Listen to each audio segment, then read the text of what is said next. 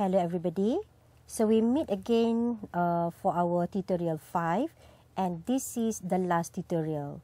Okay, so we have discussed about 8 topics already, and for this tutorial we are going to discuss on topic 9 and topic 10. Topic 9 will be on ethnic relations, and topic 10 will be on applying anthropology. Okay, whereby in topic 10 we are going to discuss about the importance and also the usefulness of anthropology in our daily lives. Okay, and what are the career prospects that are open to anthropology graduate. Okay, in this topic, for topic 9 under ethnic relations, the focus is to discuss on ethnic relations and also the causes of ethnic conflict. Okay, when I mention about ethnic conflict, okay, do you have any experience? Okay, what do you know about ethnic conflicts? Okay, so this is what we are going to discuss. Okay, so in previous tutorials, we have discussed on variety of issues, okay, related to man, society, and culture. Okay, we have looked at the society in Malaysia, whereby Malaysians are consisted of Malays, Chinese, Indians, and others. Okay, so despite of these multiracial societies, we can see that Malaysian people can live peacefully. Okay, even so, it must be remembered that the tragedy in 13th May 1969. Okay, whereby the tragedy has become a black mark in the history of racial relations in Malaysia. Other nations experience severe racial conflicts. Okay, if we only remember the 13th May 1969 tragedy, but we can see that in other countries, okay, the racial conflicts is greater than this.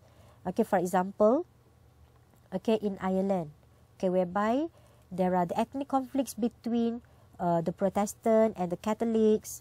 Okay, and also in USA, okay, on the between the blacks and the whites, okay, and Asians and the whites in England. Okay, also in Indonesia we can see ethnic conflicts between the Muslims and also the Christians. Okay, and if you still remember what had happened in Bosnia, okay, between the Serbs and also the Bosnians. Okay, and in Rwanda, okay, in Rwanda between Tutsi and the Hutu. Okay, and also many more cases. Okay, in India as well. Okay, between the Muslim and Hindus. Okay, the Sinhales and the Tamils in Sri Lanka. Okay, and also in South Africa, also between blacks and also the whites. Okay, so we can see that the conflict here, okay, it is based on physical and also the cultural differences, okay, on racial and ethnic differences, okay, in the aforementioned nations that have caused the conflict. Okay, so it is not only caused the conflict, even it led to tensions, okay, the riots, killings, and all forms of violence. So in this topic, we want to see what are the causes of ethnic conflict. Okay, by the end of this topic, you should be able to explain what are the concepts of ethnic relations. Okay, and then you need to be able to explain the ethnic dimension in socio-cultural relations. Okay, and you need to be able to describe the process of ethnic conflicts and its effect, and also describe what are the ethnic awareness, okay, and identity in society. Okay, first, let us define what is ethnic? Okay, I believe that most of you started to get confused. What is ethnic? What is race? What is the difference between race and ethnic? Okay, ethnic referring to people of same race or nationality who share a distinctive culture. Okay. Okay, definition of ethnic is related to a group, whereby they are becoming a member of a particular ethnic group, especially belonging to a national group by heritage or culture, by residing outside its national boundaries. For example, in Malaysia we have Chinese, we have the Indians. So these are the ethnic, whereby these people originally they come from China, they come from India, and they reside in Malaysia. So the ethnic is Chinese. Chinese and also Indian. So what is the difference between ethnic and race? Race referring to a group of people united or classified together on the basis of common history, nationality, or geographic distribution. For example, the Chinese or Indian race in Malaysia. So they are, the setting is in Malaysia. A local geographic or global human population distinguished as a more or less distinct group, by genetically transmitted physical characteristic.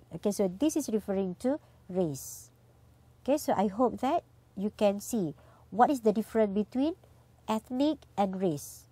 So which one is larger? Larger group is ethnic or race?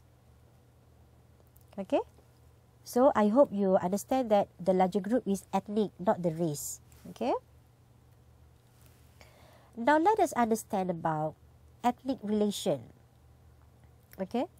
Ethnic relation here studies about the social behavior, and also the interaction between societies that have different physical and also cultural backgrounds. When culturally different societies collide, or when they meet oppositions, or let's say they are conflicting with each other, there is bound to be problems. When it comes to social interaction between them, as each one would have their own unique cultural practices. Therefore, ethnic relation studies observe how our social and cultural surroundings play a part in influencing that social interactions, harmonious or otherwise. By understanding the dynamics of ethnic relations, we may be able to solve some of the problems. So this is why for this subject we have to study about ethnic relation. There are a few questions that we need to understand here, in order to understand the ethnic relation. The first one, how is our racial consciousness of ourselves as Malay, Chinese, and also Indian formed? And how do we behave when we mingle with others from or with others from the other ethnic group? The relationship between the Malays and Chinese, Malays and Indians. And we also want to study what are the social patterns that characterize race and also ethnic relations. First, let us go through about ethnicity in socio-cultural relations. What is socio-cultural relations? There are two terms over here. One is socio, one is cultural. So when it is combined, of course, it is related to social and also the cultural factors. Social. What is social? Social basically, it is about the interaction process between men in the society. And cultural is about the practice. If you still remember when we discussed in our first topic, where we talk about culture, whereby it is something that is acceptable or approved by the majority in the society. So if a group of people remain in their own geographical areas and do not meet other people, then race or ethnic relation issues will not arise. Okay, but ethnic relation problems occur the moment people from different cultural backgrounds meet, okay, and mingle with each other. Okay, for example, okay, in Malaysia, when Indians and Chinese came to Malay states, okay, then it starts to talk about the ethnic conflicts, okay, ethnic relationships. Okay, cultural clashes cannot be avoided, okay, because people are always on the move to seek new lands, to explore, okay, to conquer or colonize. Okay, previously, okay, we know that British was aggressively in colonizing the Asian states. When they colonized the states, okay, they also bring together with them their culture. So this is how it is led to cultural clashes. Okay, for example, the Malays cannot accept that Malays cannot accept English culture due to the difference in terms of the value system. Okay, what is good in certain society may not be good in other society.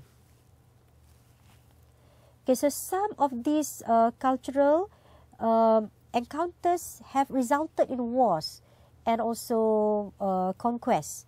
For example, the Mongols advanced over Europe, okay, Western Asia, and also China. In the process, war ensued between them and also the locals. Okay, so the movement of peoples from one area to another part is also part of the cultural dynamics, right? What is cultural dynamics here? Cultural dynamics is referring to how one's culture spread or influence to the other part.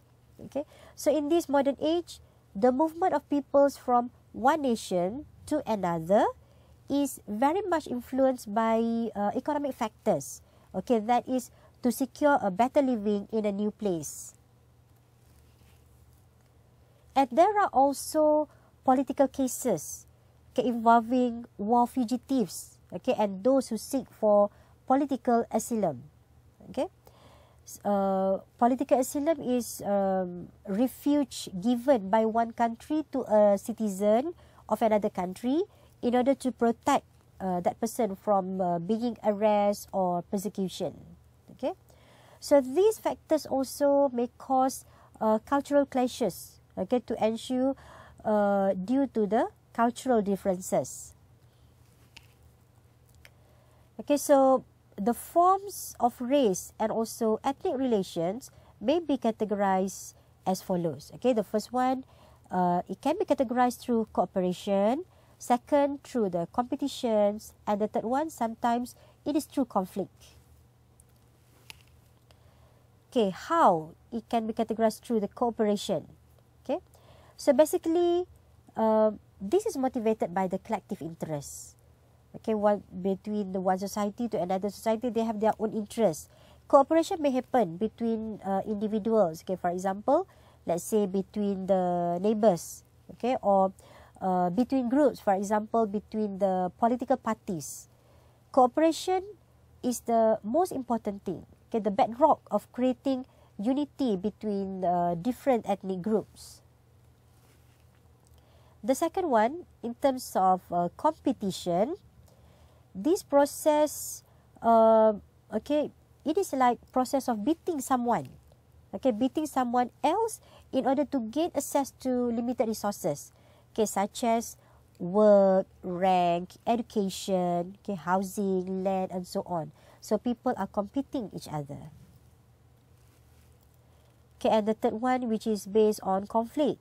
Okay, so this refers to a competitive process, okay, to acquire something by weakening or defeating or maybe up to destroying the other party with the same interests. Okay, so the three forms of race and ethnic relations that I mentioned just now raise various implications and problems. Okay, some harmonious and some it is not that harmonious.